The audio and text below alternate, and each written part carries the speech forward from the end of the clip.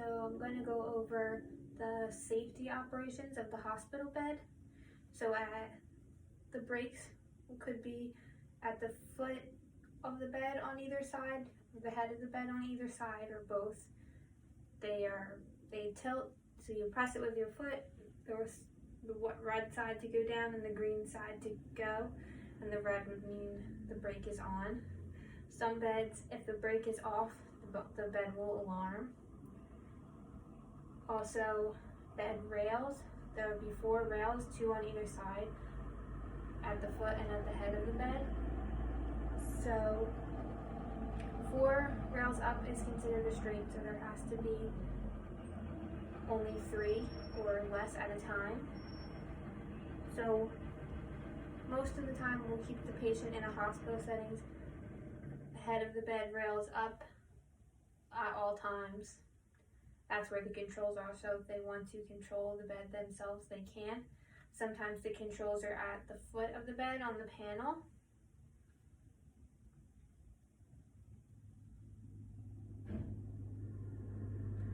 The call lights can be attached to the wall, and they are a cord that comes out. They can be clipped to the blanket or in the person's hand or over the side rail. Some call lights are built into the side rail, so the patient just needs to press on the button on the bed. Sometimes they're attached to the remote. Also, sometimes the patient could need to use a bell or not a button, but a touchpad if they have trouble using the button.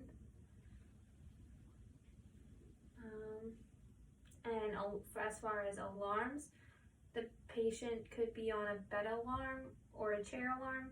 So when they lift their bottom off of the alarm, it will go off, and that means that the patient is out of bed or getting out of bed. If they're a fall risk, that means you need to get there so that they don't fall. So now I'm going to do proper body mechanics. So if you come into your patient's room and they need to be boosted up in bed, they should have a friction sheet under them or a pull sheet between them and the fitted sheet of the bed. Depending on the patient's number of assists that they need, this could be done with 1 person, 2 person, or more. You also might even need to use a lift of some sort, like a Hoyer lift. If the patient is able to help and they're a 1-person assist, I would ask them to bend their knees, and as I pull on my side, I also forgot to mention that I would, for all care that involves the patient staying in the bed, I would raise the bed to about elbow height so that it's good for my back. So I would raise the bed.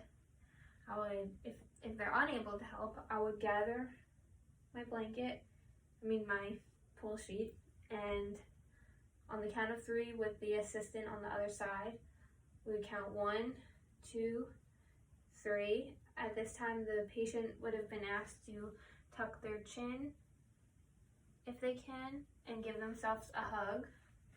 And we would go 1, 2, 3, pull them up so that their head is on the pillow again. To assist a patient into the wheelchair, I would have the bed lowered so that they don't fall off when they're rolling over. So I would uncover them if they allow. I would have their side rail up so that they have something to grab onto when they roll. When they're ready, I would ask them to roll towards me and hold on to the side rail. At this time, I would help them to sit up by having them push and also keep bringing their legs around so that they're sitting on the edge of the bed. At this time, I would make sure that the patient feels okay, they're not dizzy or anything, and I would attach a gait belt around their waist. Assuming that the wheelchair wheelchair would be next to us. When the patient's ready, they will push off the bed and I will hold the gait belt. We would rock, count 1, 2, 3, and stand, me holding the gait belt, and they can hold on to me, keeping them as close as possible, one foot a little bit in front of the other. We would pivot, one pivot, and have them reach back for the wheelchair, and when they're ready, sit. The same thing I would do for ambulation, just to get them out of bed. Instead of putting them in a wheelchair, we would be ambulating, and I could use the gait belt to support behind them. If I was putting the patient on a stretcher, I would make sure that I have the pull sheet under them. I would switch their blanket to a bath blanket so they don't take theirs with them by covering them and then pulling it out underneath.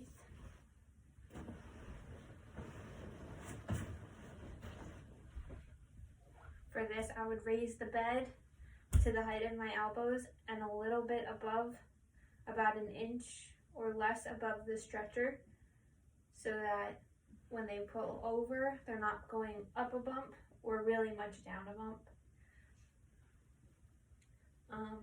If this were, we would need a few people for this, at least 2, 1 to pull and 1 to push. Generally, it's easier to do it with 2 people pulling and 1 person pushing, depending on the size of the patient. At this time, I would inform them. I would check their wristband, make sure it's the right patient, inform them where they were going. We could use if we have a backboard or a friction sheet, plastic to put under them. I would ask the patient to roll towards me or help them if they can't. We would put the board under their back and bottom here and roll them back. To put the patient onto the stretcher, if the stretcher was on that side of the bed, 2 people would be over there to pull and I would be over here to push. We would ask the patient to tuck their chin and cross their arms, and on the count of 3, 1, 2, 3, we would push and pull them over to the stretcher, making sure the whole time, before and after, that everything was locked in the locked position. Also, if they had any if they had a Foley catheter, we would make sure that transfers safely. Same with IV lines, that make sure those don't pull in the process and that they have enough slack to go where they need to go. Also want to make sure if they have a Foley that it stays below their body height so that it doesn't go back in and that it only drains out. So yeah, then the patient would be ready to go. We'd make sure the rails are up on the stretcher, and if they were for some reason waiting, put the stretcher at the lowest position and give them their call bell. If not, then they could be on their way.